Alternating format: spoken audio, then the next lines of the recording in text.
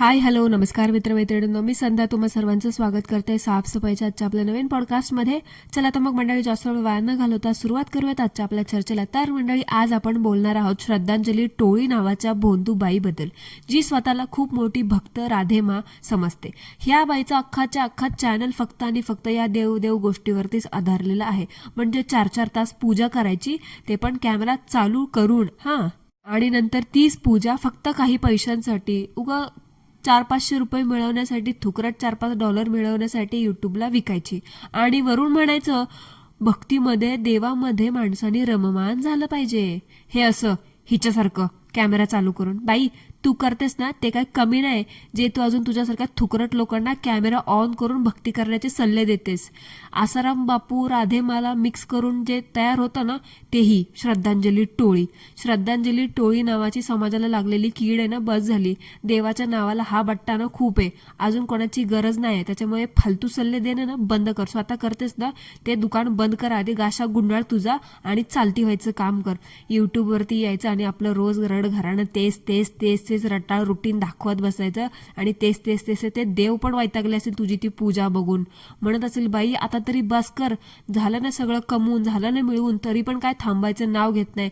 पण ते कसं असतं माहितीये मंडळी, एकदा खोऱ्याने पैसा ओढायची सवय लागली की माणूस थांबायचं काही नाव घेत नाही. आणि तसंच ह्या बाईचं चालू आहे.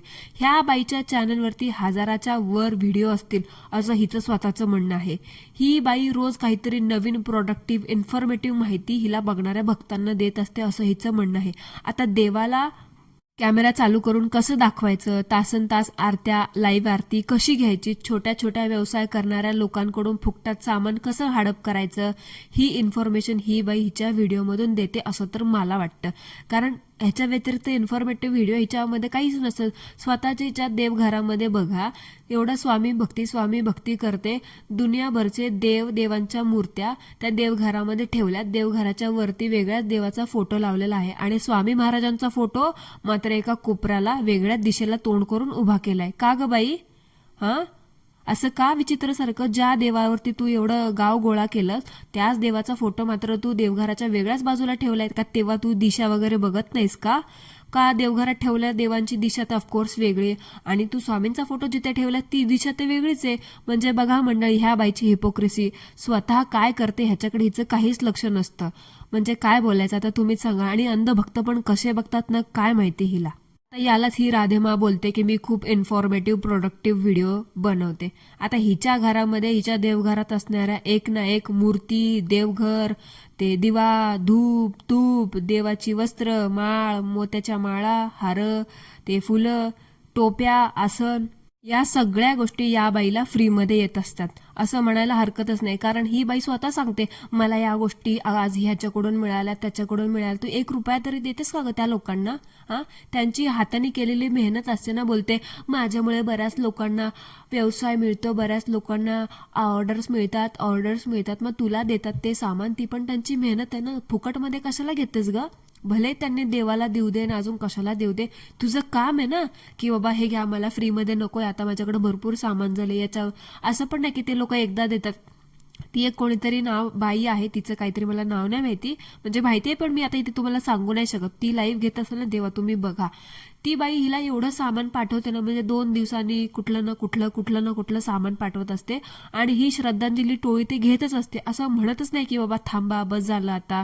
असं बोलते, तुम्ही मला नका पाठवू, तू स्वामींना पाठवा तुम्ही. असं म्हणजे घ्यायचं असतं पण फक्त स्वामींच्या नावावरती. म्हणजे लोकांना पण वाटावं की बघा आमच्या ताईमाई अक्का किती सज्जन आहेत, फ्रीमध्ये काही सुद्धा घेत नाहीत. मला तर काय वाटतं माहितीये का मंडळी, हिला जे घरामध्ये रोज टोपलंवर गजरे फुलं येतात ना, ती सुद्धा सगळं हिला ना फुकटमध्येच येत असावं. कारण हीच बया बोलते ना, युट्यूबवरती एवढं काही इन्कम येत नाही, मग रोज रोज टोपलेभर गजरे फुलं ही बाई, देवाचं एवढं सगळं साहित्य ही बाई खरेदी करू शकत नसावी ना. बरोबर ना? म्हणून तर फुकटमध्ये घ्यायचं आणि मस्त मजा मारायची देवाच्या नावावरती. त्या लोकांना कधीतरी थोडेफार पैसे देत जावा. स्वतः एवढं कमवता, फार घरदार बांधून बसलात 4-4, त्या लोकांच्या अशा पोटावरती पाय नका देऊ. भले ते देवासाठी देतात, त्यांची ती इच्छा म्हणून देतात, पण तुमचं काम आहे आता. सुरुवातीला तुम्ही त्यांचं ऑर्डर मिळावी म्हणून केलं त्यांचं प्रमोशन, तुमचं पण काम झालं ना तिथे. पण आता किती वेळा असते एखादी गोष्ट फुकटमध्ये घ्यायची. काय एकदा सवय लागली म्हणून घेतच राहायचं. जरा ठेवा कुठल्या तरी गोष्टीला मर्यादा. आणि वरून म्हणायचं युट्यूबवर माझं काय घर वगैरे चालत नाही, युट्यूबवर माझं काय हे भागत नाही ते भागत नाही. अगं बाई, अख्खं देवाचं अख्खं सगळ्या गोष्ट ना गोष्ट तुला लोक बॉक्सच्या बॉक्स भरून पाठवतात. म्हणजे अजून काय म्हणायचं. एका प्रकारे म्हणायचं की आमचं देवाच्या ह्याच्यावरती काय चालत नाही, युट्यूबवरती काय चालत नाही, आणि नंतर घरचं भरायचं. ते अगरबत्तीचं तुम्ही बघितलं का, पर असं लाईन लावून ठेवलेली असते. काय एवढ्या अगरबत्त्या का घरात बसून त्या खार घालणार आहे का त्या अगरबत्त्यांचा? पण नाही, उगाच ते साठा करून ठेवायचा. ह्याला म्हणतात हे लोक भक्ती. एखाद्या गोष्टीचा अतिरेक करणं सुद्धा किती महागात पडू शकतं ना, हे तुम्हाला कळेल थोड्या दिवसांनी. कारण तुमचे दिवस भरलेत आता, ते समजेल तुम्हाला कसा किती अतिरेक करता ते तुम्ही. कारण ही भक्ती नाही, हे लोकांना गंडवण्याचा प्रकार आहे. आणि हा प्रकाराचा आता अतिरेक खूप झालाय.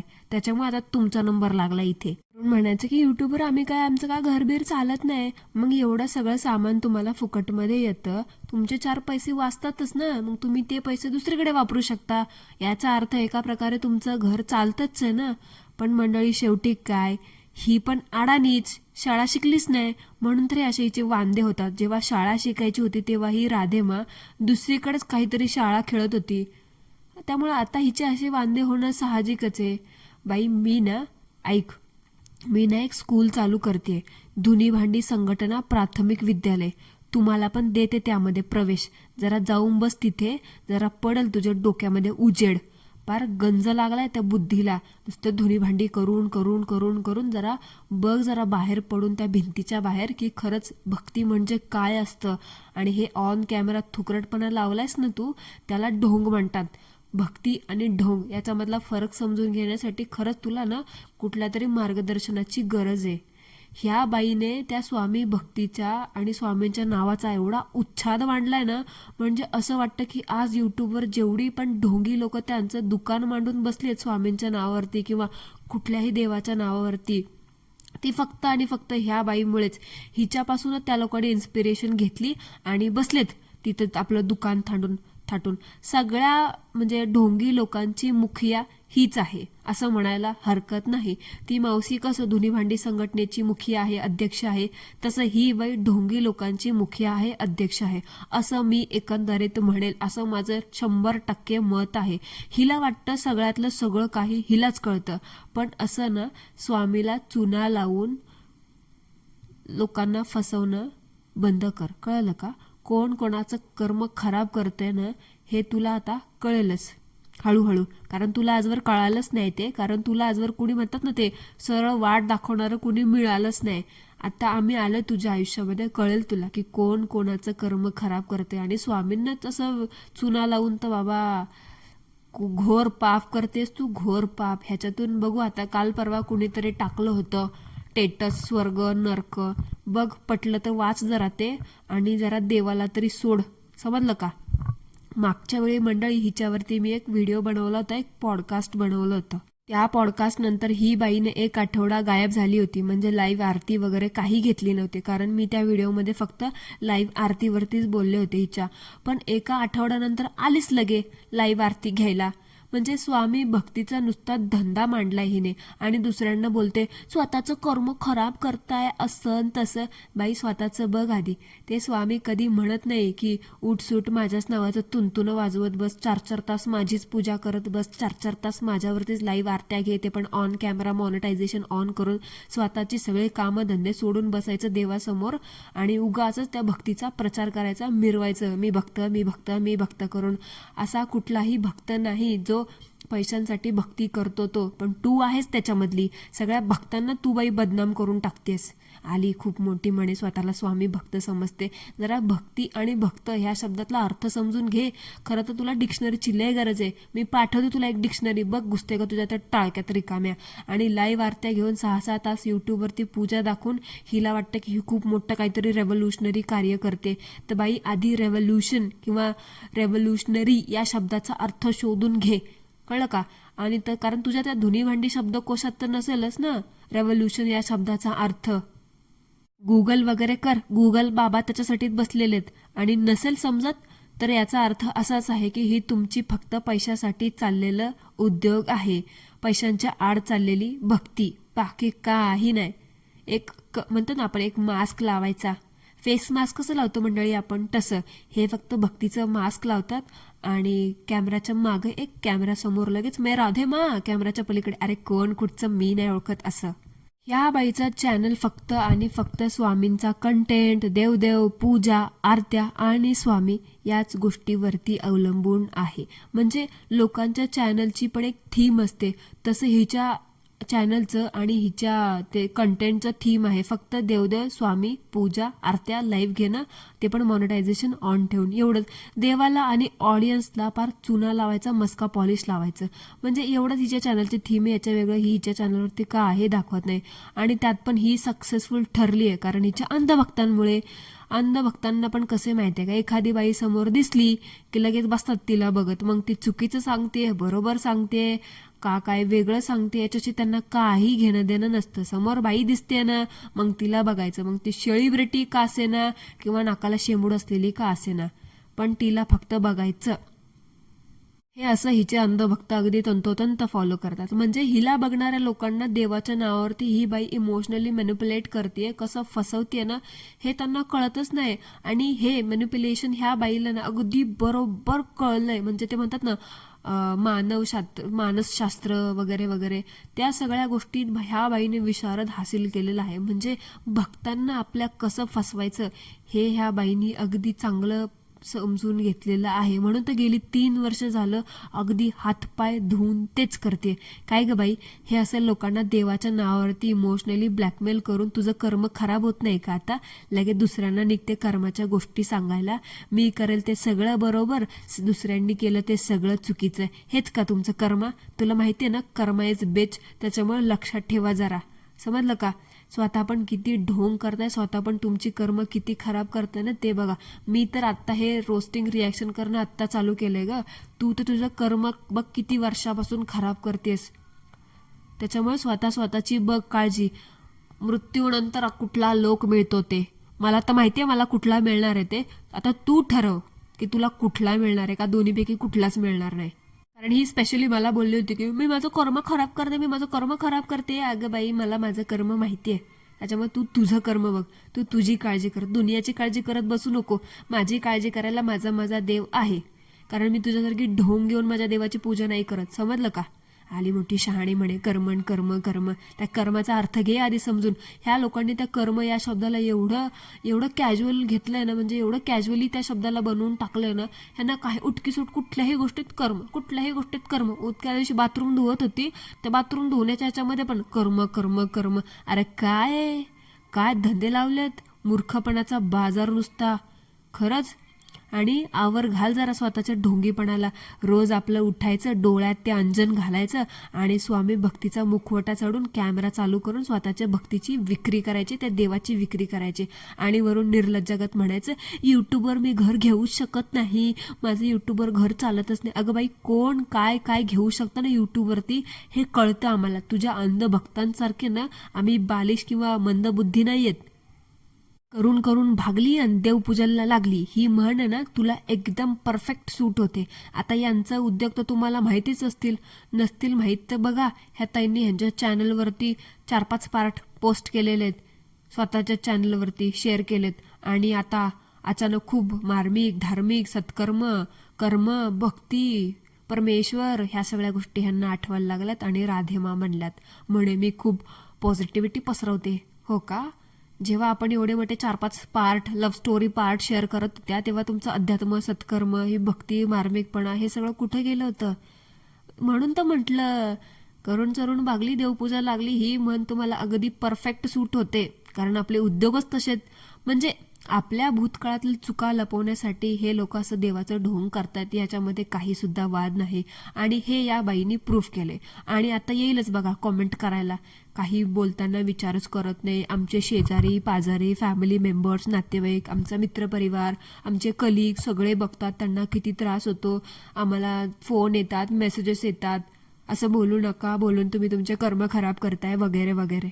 काय ग बाई, पण मला सांग, तू जेव्हा तुझी लव्ह स्टोरीचे 4 ते 5 पार्ट शेअर केलेस, तू अजून कसं कसं काय काय केलंस, त्या सगळ्या गोष्टी तू शेअर केल्यास, तेव्हा नव्हतं का बघितलं तुझ्या फॅमिलीनी, तुझ्या शेजारच्यांनी, तुझ्या मित्रपरिवाराने, तुझ्या कलिग्सने, तुझ्या नातेवाईकांनी ते सगळं? का तुम्हाला त्या सगळ्या गोष्टी 4-5 पार्टमध्ये शेअर करताना खूप गर्व वाटला, असं वाटलं का आम्ही खूप मोठे तीर मारलेत? हे असं आहे ह्यांचं, म्हणजे स्वतः करेल ते सगळं काही चालतं. सो हे लोक स्वतःच्या अगदी म्हणतात ना, भूतकाळातल्या ज्या कुणालाच माहित नाहीत त्या गोष्टी सुद्धा पैशांसाठी कंटेंट म्हणून विकतात, आणि त्यांच्या त्याच कंटेंटवरती आम्ही बोललो तर हे म्हणतात की आमची तुम्ही प्रायव्हसी डिस्क्लोज केली, तुम्ही आमचं कॅरेक्टर असॅसिनेशन करता, तुम्ही स्वतःचं कर्म खराब करताय, तुम्ही आम्हाला मानसिक त्रास देताय. हे असं म्हणजे हे स्वतः करतात ते सगळं चालतं, आणि दुसऱ्यांनी काही बोललं ह्यांच्या पब्लिक केलेल्या गोष्टींवरती, जी ह्यांची आता प्रायव्हेट राहिलेली नाहीये, कंटेंट म्हणून ह्यांनी 4 पैशांसाठी विकलेली आहे, त्या गोष्टीवरती बोललं की ह्यांना लगे मिरच्या लागतात. आता काय बोलायचं ना, तुम्हीच सांगा मंडळी ह्यांना. म्हणजे ह्या बोंधूबाईचं कसं माहितीये का, स्वतः करेल ते विसरून जायचं, सगळं चांगलं म्हणायचं, आणि कोणी काय बोललं की यायचं लगेच ठणठण बोंबलत. म्हणून तर म्हटलं होतं की करून चरून भागली, देवपूजाला लागली, सुधरा. श्रद्धांजली बाई, अजून पण वेळ नाही गेलेली. ते देवाच्या नावावरती ना मॉनिटायझेशन ऑन करून 4-4 तास पूजा दाखवत लाईव्ह आरत्या घेऊन ढोंग चालवलंय ना, ते जरा बंद करा. जनाची तर सोडूनच दिलीये गेल्या कित्येक वर्षांपासून, जरा मनाची तरी बाळगा. मला वाटलं होतं माझ्या मागच्या पॉडकास्ट नंतर ही बाई जरा सुधरेल, त्या डोक्यात जरा फरक पडेल, पण ते म्हणतात ना, एकदा का खोऱ्याने पैसा ओढायची सवय लागली की तुम्ही काहीही बोला, ते काय बंद होणं शक्य नाही. आणि हिनी तेच केलं. 1 आठवडा फक्त गायब झाली, आता आलीच लगे परत. कालच घेतलं होतं बाई 2 तास. काय ते बोलबच्चन देते, देव तर राहतात बाजूला, हिचंच वेगळंच काहीतरी चालू असतं. माझं नाव घे, तुझं नाव घे, मी हे, hi hello tata bye bye, बास एवढंच. याच्या वेगळं काही नसतं. आणि दररोज काय ते देवाला दाखवायचं, अरे ते देव पण वैतागतात, त्यांना पण थोडा आराम द्या. तुम्हाला माहितीये का, श्रीकृष्णाला रोज रात्री काही लोक झोपवतात, त्यांना भोजन देतात, त्यांना आहार देतात, अंगाई गीत गाऊन झोपवतात, सकाळी उठून त्यांना परत सगळं आपण जसं करतो ना तसं त्यांचं करतं. तुम्हाला जरा पण वाटत नाही का एखाद दिवशी तरी त्या देवाला आराम द्यावा, एखाद्या गुरुवारी तरी त्या देवाला आराम द्यावा? पण नाही, स्वतःच्या पैशासाठी त्या देवाला ना पार तुम्ही खेळ करून ठेवला त्या देवाचा. नुसता भातुकलीचा खेळ कसा असतो ना, रोज उठा तेच करा, तेच करताय तुम्ही. कधी थांबायचं हे सगळं ना काय माहिती. अरे मी पण काय बोलतेय ह्या बाईला, बंद करायचं असं तर कधीच बंद केलं असतं, पण नाही. शिवाय आता घर पण घेतलंय ना, मग घर कसं चालणार ना. त्याच्यामुळे ताई ना आता कंबर कसून मागे हात धुवून लागले. 1 तास काय, आता 10-10 तास लाईव्ह घ्यायला पण कमी नाही करणार. शेवटी काय, सब पैसे का चक्कर है बाबू भैया म्हणतात ना तसं. बरोबर. आता त्या घराचं तर काय बोलूच नका मंडळी. सबस्क्रायबरच्या जीवावरती, हिला बघणाऱ्या भक्तांच्या जीवावरती, हिला बघणाऱ्या लोकांच्या जीवावरती घेतलंय ते घर. आणि वरतून तेच भक्त हिला म्हटले की ताई होम टूवर द्या. त्यावर ह्या बावळट श्रद्धांजली माता उर्फ राधे माता काय बोलतात, नको मी नाही देणार होम टूवर, लोकांची नजर लागते. हो का? का ग बाई, तुला नजर कशी काय लागू शकते? हा, तर देवाची भक्त आहेस, मग तुझ्यावरती देवाचे इव्हिल आई असणारच ना, मग तुला कशी काय नजर लागू शकते ग?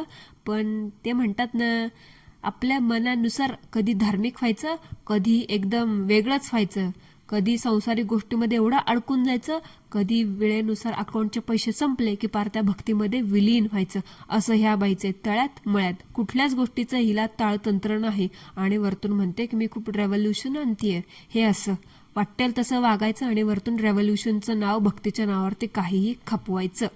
ह्या बाईला पण माहिती, हिने जे घर घेतले ते वायटीच्या जीवावरती, सबस्क्रायबरच्या जीवावरती घेतलेलं आहे, म्हणून तर बोलते नजर लागते. बरोबर ना? कारण आता सबस्क्रायबर पण म्हणतीलच ना, आम्ही एवढे दिवस झालं तुला सपोर्ट करते, आम्ही बघितलंच नसतं तर कसं झालं असतं. मान्य करते की मी बाबा चला तुमची सेव्हिंग वगैरे पण काही असेल, पण थोडाफार हातभार असेलच ना त्या लोकांचा. पण ऍक्सेप्ट करेल ती बाई कसली? बरोबर ना? आणि मी नेहमी म्हणते तसं, जी खोटं बोलणार नाही ती युट्यूबर धुणी भांडीवाली कसली ना. आणि ही तर आपल्या भक्तीन माता आहेत.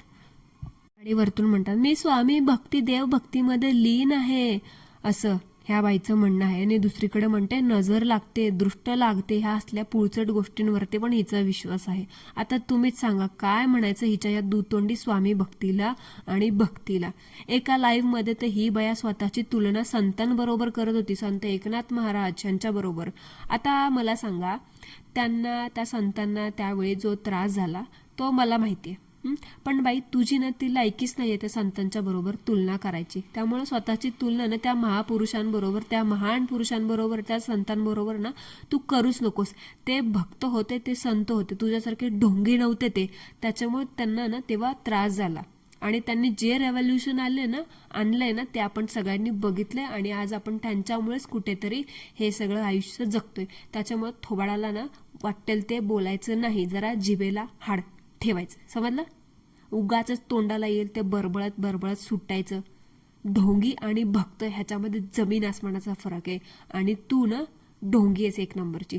तू करतेस ते फक्त आणि फक्त भक्तीची विक्री आहे, स्वतःच्या फायद्यासाठी. समाजाचा फायदा काहीही नाही, शून्य. फक्त आणि फक्त $4 कमवण्यासाठी तू अक्षरशः तुझी जे काही म्हणतेस तू Bhakti, whatever it is, I don't know, तू ते विकतेस. खरा भक्त ऑन कॅमेरा कधी सुद्धा आपली भक्ती दाखवणार नाही. ऑन कॅमेराच काय हो, भक्त ना देवळात जाईल तेव्हा त्याची भक्ती ना कळून येते.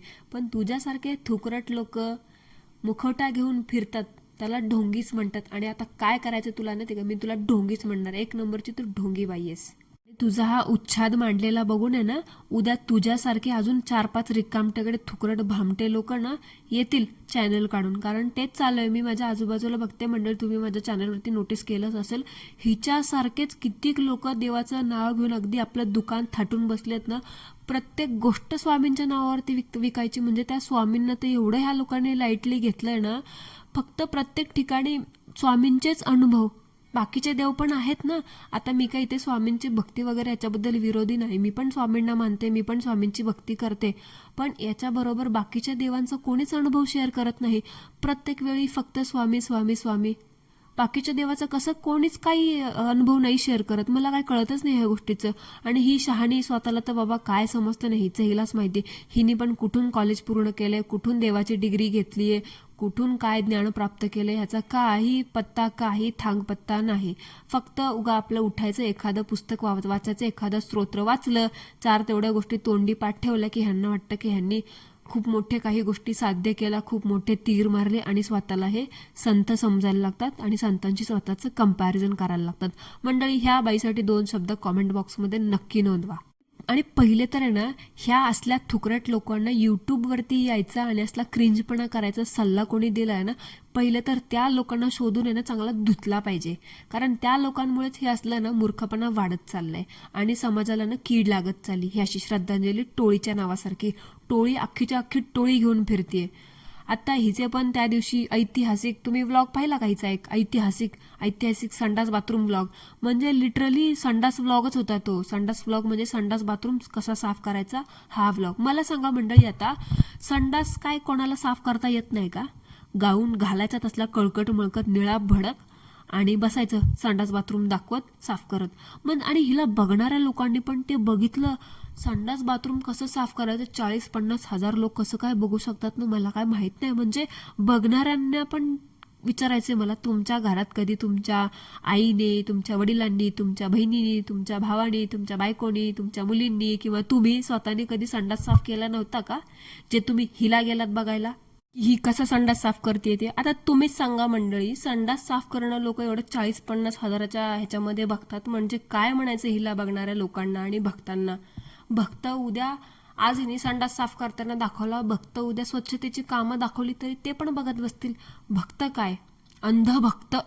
ह्या बाईला मी माझ्या मागच्या पॉडकास्टमध्ये बोललो होतं की कंटेंट बदल, तर तिने ते मनावर घेतलं आणि बदलून कंटेंट हा असा बदललाय, संडास साफ करायचा व्लॉग टाकून. अवघड आहे बाबा, खरंच अवघड आहे. आणि बाई डेली व्लॉगिंग काय असतं ना, हे तुझ्या आणि तुझ्यासारख्या बाकीच्या घरकोंबड्यांनी समजून घ्यायची खरंच गरज आहे. डेली व्लॉगिंगच्या नावावरती घरातली धुनी भांडी तुम्ही दाखवलीत आणि घरातल्या गोष्टी चव्हाट्यावरती मांडलात, तुम्ही लिटरली चव्हाट्यावरती मांडलात आणि त्या डेली व्लॉगिंगचा अक्षरशः सगळा दर्जा तुम्ही ना घसरवून टाकलायत. म्हणून तर आजकाल ना लोकांना डेली व्लॉगिंग म्हटलं की फक्त धुनी भांडीच वाटतं.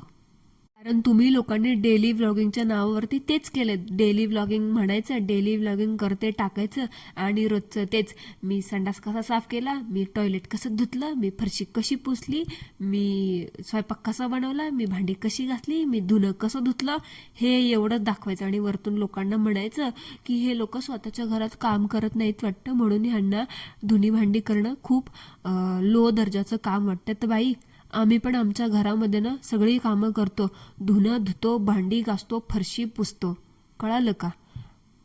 त्याच्यामुळे ना, आणि आमच्या घरात ज्या बायका येतात ना काम करायला, आम्ही त्यांचा सुद्धा ना तेवढाच आदर करतो आणि त्यांच्याबद्दल तुमच्यासारख्या थुकरट लोकांपेक्षा ना जास्त रिस्पेक्ट आहे, समजलं ना?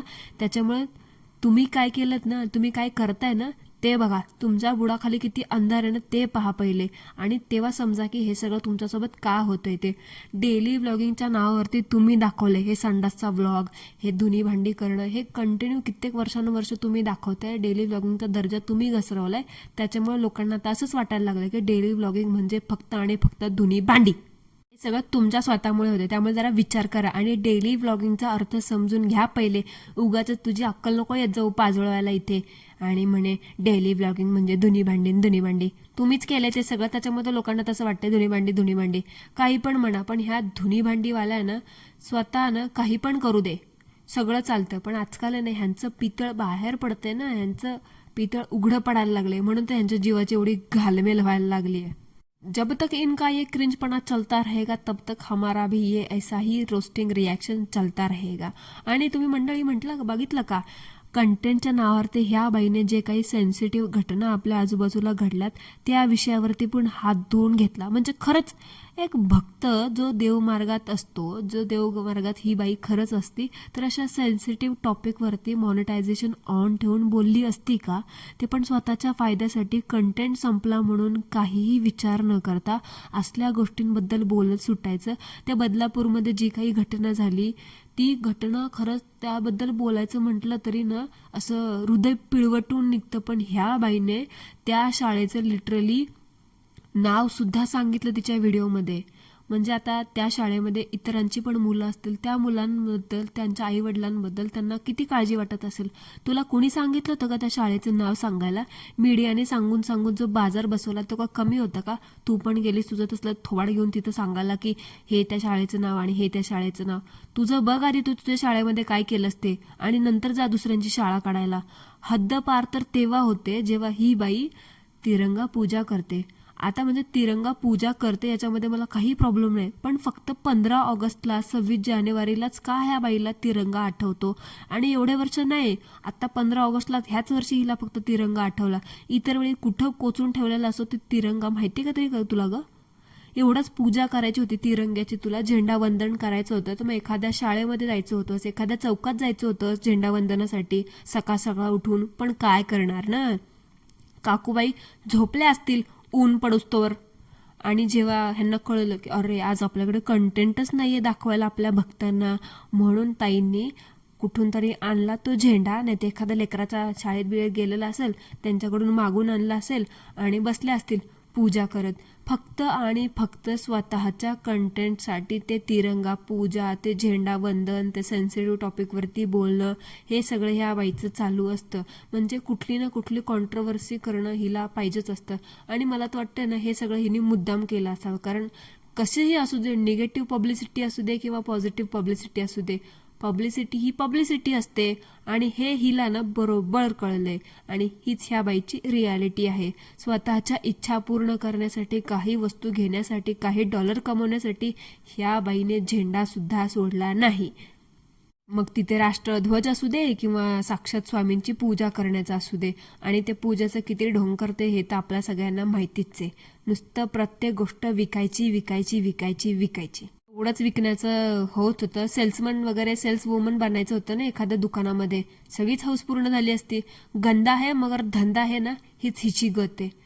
पण ही बाई काय ऍक्सेप्ट करणार नाही माहिती मला. असो, आपण आपलं काम आहे ना असंच चालू ठेवणार आहोत. मग ह्यांना आता उद्या चालून संडास ब्लॉग दाखवू दे ना हगरू ना, अजून तिकडे काय दाखवू दे. ह्या बाईचं मनाला येईल तेव्हा संडास ब्लॉग दाखवते, मनाला येईल तेव्हा ट्रॅव्हल ब्लॉग दाखवते. आणि त्या प्लास्टिक ऑर्गनायझरशी तर ह्या बाईचं काय एवढं ऑब्सेशन आहे ना मला कळतच नाही. आता बघा, आता मी प्लास्टिक ऑर्गनायझेशन ते काय ऑर्गनायझर फुर्गनायझर काय ते डबे आणून ठेवते घरामध्ये, त्याच्याबद्दल काय म्हणजे मला काहीच कळतच नाही. एवढं प्लास्टिक. आता आता बघा, थोड्या वेळाने 2-3 दिवसांनी येईल आणि असं बोलेल की पृथ्वीवरती खूप प्लास्टिकचं पोल्युशन होतंय, तर तुम्ही प्लास्टिक वापरणं बंद करा. कंटेंट संपला की ही बाई ह्या विषयावरती बोलायला पण कमी करणार नाही. असो, बसते स्वतः तर मात्र प्लास्टिक ठुसून ठुसून घरामध्ये भरले आणि फुकटे देत बसते लोकांना ऑर्गनायझरचे सल्ले. स्वतः मात्र यूट्यूबवरती पैसे छापते आणि त्या पैशातून बसते ऑर्गनायझर घेत आणि लोकांना म्हणते, तुम्ही हे करा, तुम्ही ते करा, तुम्ही हे करू नका, तुम्ही ते करू नका. असं आणि तसं काजळं लावा, बसा लोकांना ज्ञान द्या, फसा एवढंच येतं हिला, बाकी काही येत नाही. असो तर मंडळी, बाद झालं ह्या बाईवरती बोल बच्चन. तोंड दुखायला लागलं माझं, पण हिच्याबद्दल काय बोलणं संपना. ते ऑर्गनायझरवरती आपण स्पेशल एकदम सेपरेट व्हिडिओ बनवूया 2-4 दिवसानंतर. अभी आपण इसका पिच्छा तो छोडेंगे नाही बाबा, येतो कन्फर्म आहे. 30 मिनिटाचा व्हिडिओ झालाय आपला ऑलरेडी. सो भेटूया लवकरच एका नवीन नमुन्यासोबत. तोपर्यंत सर्वांनी मला कॉमेंटमध्ये सांगा कसा वाटला आजचं आपलं पॉडकास्ट. नसेल आवडलं तरी सुद्धा सांगा. भेटूया लवकरच एका नवीन नमुन्यासोबत, एका नवीन चर्चेसोबत. तोपर्यंत ॲज ऑलवेज सर्वांनी काय करायचं ते करा, मला काही करायचं नाही. Bye, thank you.